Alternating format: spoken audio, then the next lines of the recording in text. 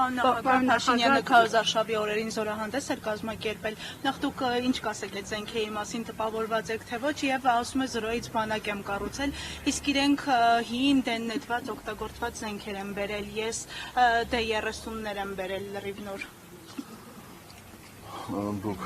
լսել եք այդ մարդու հայտարարությունը 20 թվականի միջև պատերազմը, երբ որ ասում է, որ հայկական բանակը տարածաշրջանում որոշիչ ազդեցություն ունի, բայց եթե այդ զենքերը տենց մետաղաջարդոն էին, այդ մետաղաջարդոնով մենք որոշիչ ուժ էինք,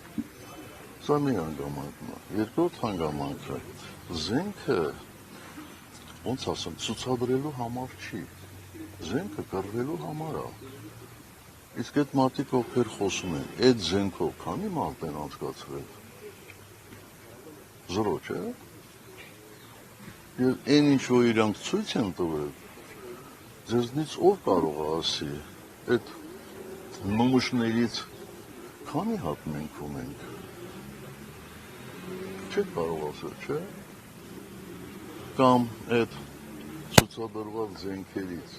որն է ավելի ժամանակակից և հզոր,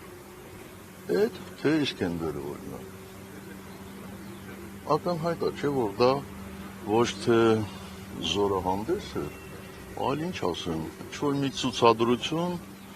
որպեսզի արդարացնեն այն ահռելի թվերը,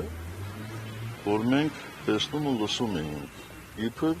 գումարների տեսքով հատկացված պաշտպանության նախարարությանը։ Այդ ամեն ինչը կպարզվի, երբ որ իշխանափոխություն լինի, և երբ որ մենք կարողանանք հետաքննել այդ ողջ պատմությունը։